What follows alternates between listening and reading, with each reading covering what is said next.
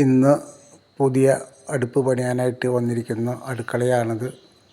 ഇവിടെ പഴയ സാധാരണ അടുപ്പ് കാസ്റ്റ് അയണിൻ്റെ ഒരു സിലിണ്ടർ ഉള്ളിൽ വെച്ചിട്ട് പണിതിട്ടുള്ളതാണ് ഈ കാണുന്നത്. ഇത് പൊട്ടിപ്പോയി, ഈ കാസ്റ്റ് അയണിൻ്റെ സിലിണ്ടർ പൊട്ടിപ്പോയി. ഇതൊക്കെ നന്നായി കരി പിടിച്ചിട്ടുണ്ട് ഈ സൈഡിലൊക്കെ. അതൊക്കെ വീട്ടുകാർ ഞങ്ങൾ വരണതിന് മുമ്പ് കഴുകി വൃത്തിയാക്കിയുള്ളതാണ്. പക്ഷേ അതൊന്നും കൂടി കഴുകി നോക്കാം. പോവുകയാണെങ്കിൽ രക്ഷപ്പെടും, അല്ലെങ്കിൽ ചിലതൊന്നും പോകാറില്ല. പോവുകയാണെന്നുവെച്ചെങ്കിൽ നമ്മൾ വൃത്തിയാക്കുന്നതായിരിക്കും. ഇപ്പോൾ ഈ സിലിണ്ടർ പുറത്തേക്ക് എടുത്തപ്പോഴുള്ള അവസ്ഥയാണ് ഈ കാണുന്നത്. ഇതേ മെറ്റീരിയൽ ഉപയോഗിച്ചിട്ടാണ് ഇപ്പോൾ പുതിയ രീതിയിൽ സിലിണ്ടർ അടുപ്പുകൾ ചെയ്യുന്നത്, കാസ്റ്റ് അയണിൻ്റെ സിലിണ്ടർ. അതിൻ്റെയൊക്കെ അനുഭവം ഇതായിരിക്കും. എല്ലാവരും ഒന്ന് കാണുന്നത് നല്ലതാണ് ചെയ്യുന്നതിന് മുമ്പ്. ഇപ്പോൾ നമ്മൾ അടുപ്പൊക്കെ പൊളിച്ച് കഴിഞ്ഞ് ഹോളൊക്കെ തുറന്നതിന് ശേഷമുള്ള ചിത്രമാണ് ഇപ്പോൾ കണ്ടുകൊണ്ടിരിക്കുന്നത്. മറ്റ് സൈഡിലെ ടൈലിനൊന്നും കുഴപ്പമില്ലാതെ എടുത്തിട്ടുണ്ട്. അപ്പോൾ നമ്മൾ പണികൾ ആരംഭിച്ചു. അതിൻ്റെ ഷീറ്റ് വയ്ക്കാൻ, അതിൻ്റെ സൈഡൊക്കെ കഴുകാൻ കുറച്ച് സമയമെടുത്തു. എന്നാലും പറ്റാവുന്ന രീതിയിൽ വൃത്തിയാക്കിയിട്ടുണ്ട്. അതിൻ്റെ മേലെ ഷീറ്റ് വെച്ച് കഴിഞ്ഞിട്ടുള്ള അവസ്ഥയാണിത്. ഇതിന് സൈഡെല്ലാം കോൺക്രീറ്റ് ചെയ്ത് ഇവിടെ ഫ്രണ്ടിലെല്ലാം കെട്ടി ടൈൽസൊക്കെ ഇടുകയാണ്. ടൈൽസ് ഇട്ട് കഴിഞ്ഞിട്ടുണ്ട്.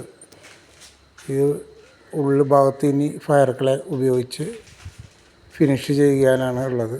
ബാക്കി ടൈൽസിൻ്റെ പണിയൊക്കെ കഴിഞ്ഞിട്ടുണ്ട്. ചെറിയ സ്ഥലമാണ്, അപ്പോൾ സ്ഥലം ഷീറ്റ് കൊള്ളാൻ വേണ്ടി ഒരു സൈഡ് ചെറുതായിട്ട് ചെരിവ് കൊടുത്തിട്ടുണ്ട് ചെറിയ അടുപ്പിൻ്റെ. ഇപ്പോൾ ടൈൽസിൻ്റെ പണികളും അതിൻ്റെ ഫയർ ക്ലേ ഫിനിഷിങ്ങും എല്ലാം കഴിഞ്ഞിട്ടുള്ള രൂപമാണ് കാണുന്നത്. ഇപ്പോൾ അടുപ്പുമ്മയ്ക്ക് നോക്കിയാൽ അടുപ്പ് ഒരു പുള്ളി അടുപ്പായിട്ട് തോന്നുള്ളൂ.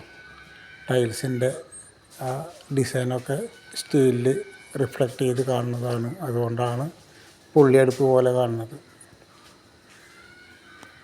ഇതിന് നമ്മൾ സാധാരണ എല്ലാ സ്ഥലത്തും കൊടുക്കുന്ന പോലെ 2 റെഡ്യൂസറുകൾ ഇതിന് കൂടെ കൊടുക്കുന്നുണ്ട്.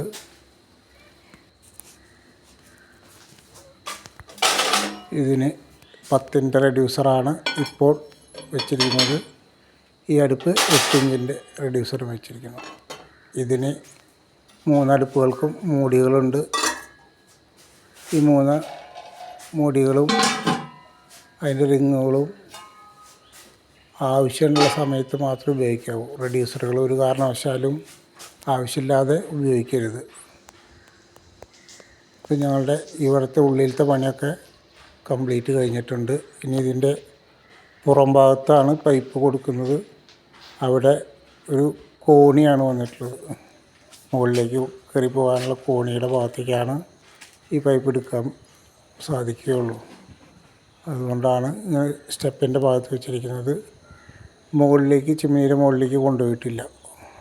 ഇതുപോലെ പഴയ അടുപ്പുകളൊക്കെ പൊളിച്ച് പുകയിൽ ശല്യമില്ലാത്ത വിറകടുപ്പുകൾ നിർമ്മിക്കുന്നുണ്ടെങ്കിൽ തൃശ്ശൂർ ജില്ലയിൽ ഞങ്ങളുമായിട്ട് ബന്ധപ്പെടാവുന്നതിന് ഈ നമ്പർ ഉപയോഗിക്കാവുന്നതാണ്.